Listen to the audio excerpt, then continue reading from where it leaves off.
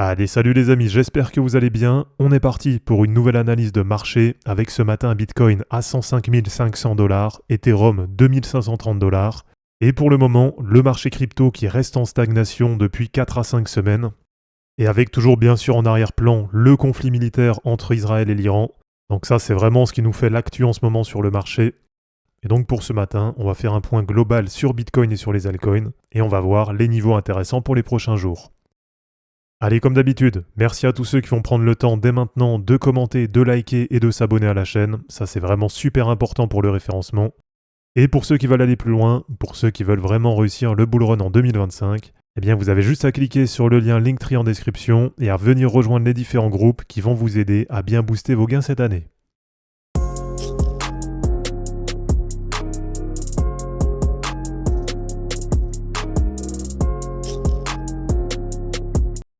Alors, pour le moment, on est sur 4 à 5 semaines de stagnation consécutive sur les cryptos.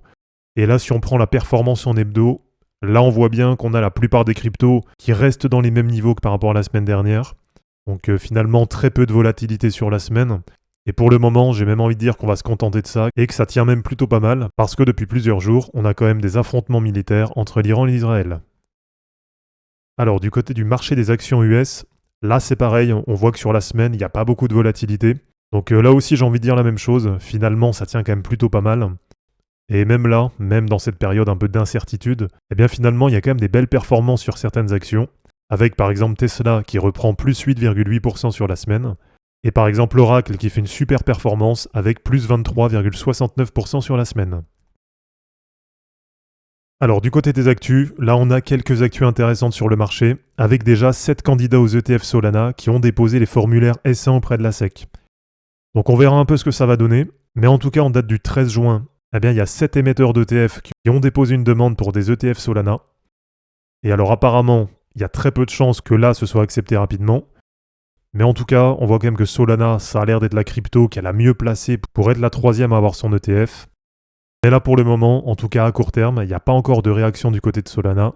Mais sans doute que si on a des ETF qui sont approuvés, eh bien derrière, ça pourrait permettre au prix de Sol de bien partir à la hausse.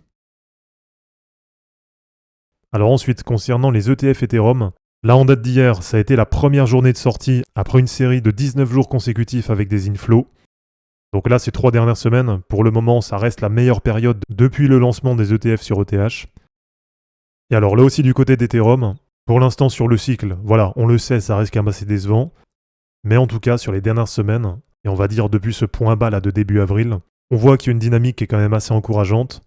Même si pour le moment, sur les 5 ou 6 dernières semaines, eh bien on voit que du côté d'Ethereum, ça bloque sur la zone de résistance entre 2550 et 2760 $.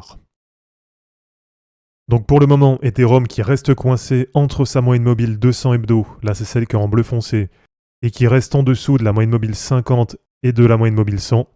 Donc là c'est aussi pour ça qu'on a très peu de volatilité sur Ethereum. Et donc pour le moment, ça passe pas du côté d'Ethereum, mais normalement, dès que ça va passer cette zone, donc si ça vient à passer vers 2800 $, eh bien là déjà ce sera beaucoup plus positif, puisque là on aura bien Ethereum qui sera au-dessus de toutes ses moyennes mobiles.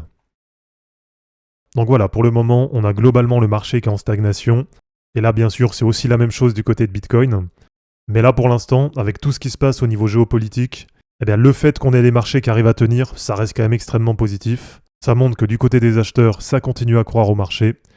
Et donc du côté de Bitcoin, tant que ça reste au-dessus de la zone support entre 100 000 $ et 102 000 $, eh bien pour le moment, ça reste dans la zone bullish, avec toujours comme prochain objectif intermédiaire d'aller chercher dans cette zone entre 120 000 $ et 130 000 $. Alors un autre point qui est aussi assez important, c'est du côté du VIX, donc du côté de l'indice de la volatilité. On aurait pu s'attendre à avoir le VIX beaucoup plus haut, alors que finalement, pour le moment, ça reste à peu près dans les mêmes niveaux que les dernières semaines. Et donc là aussi, ça veut dire que pour l'instant, ça reste quand même assez serein du côté des marchés. Et allez, pour terminer, là il y a une info qui est vraiment super importante, puisque mardi 17 juin, on va avoir un vote crucial au Sénat américain concernant les stablecoins, avec l'objectif de mettre un cadre et de réguler les stablecoins. Et alors visiblement, autour de ce débat, il y a pas mal de conflits d'intérêts, qu'ils soient financiers ou politiques. Donc pour le moment, il n'y a rien de fait, on verra ce que ça va donner mardi. Mais en tout cas, cette régulation des stablecoins aux États-Unis, eh bien sans doute que ça va changer pas mal de choses sur le marché, et voire même que ça pourrait devenir un standard Donc on va dire fournir un cadre de base, fournir un cadre global pour la régulation des stablecoins. Et allez, pour finir la vidéo, un point altcoin assez rapide, avec déjà la dominance de Kaspa qui descend quasiment sur un point bas sur le cycle. Donc avec Kaspa qui revient sur 0,06%. Donc pour le moment, Kaspa qui reste bien décevant là depuis début 2025. Et on voit qu'en termes de dynamique, depuis qu'il y a eu ce rejet à la réintégration du canal, là ça vend quand même assez fortement du côté de Kaspa, avec environ un moins 45% sur les 5 dernières semaines. Alors ensuite du côté d'INJ, là aussi ça s'est mis en pause sur les dernières semaines. Et alors tant qu'on n'a pas de réintégration du canal descendant, pour l'instant on a toujours cet objectif qui est actif et qui va se situer vers 22,30$, donc à peu près du x2 par rapport à maintenant. Mais bien sûr, si ça vient à réintégrer le canal descendant, eh bien dans ce cas-là, on aura une invalidation de cet objectif de cassure. Du côté d'Hyperliquide, là ça continue à être super positif, avec peut-être pour la première fois une clôture hebdo au-dessus des 40$ pour la crypto hype. Et pour terminer, du côté de la crypto RVN Ravencoin, donc pour ceux qui se souviennent, à l'époque en 2020-2021, on avait fait des belles perfs à l'époque sur Ravencoin. Et là, même si ça fait très très longtemps que j'en suis sorti, et même si je m'intéresse plus du tout au projet, et d'ailleurs sur le SIX, on voit que c'est une crypto qui reste en dynamique baissière, mais voilà, en tout cas, c'était vraiment une crypto que j'aimais bien à l'époque, et donc ça m'a fait plaisir là de voir RVN faire plus d'un x2, et de l'avoir se retrouver dans les top performances sur les dernières semaines. Et alors, pour ceux qui connaissent pas RVN, donc c'est une crypto qui est sortie en 2018, qui est aujourd'hui autour des 300 millions de dollars de market cap, et qui est maintenant 232e au classement parmi toutes les cryptos. Et même si c'est vrai que la dynamique, là, elle n'est pas vraiment positive dessus, mais en tout cas au niveau du projet, c'est quand même un projet qui est intéressant. Et là, si vous voyez au niveau des tokenomics, eh bien, une des particularités de Ravencoin, c'est notamment que c'est un fork du code de Bitcoin.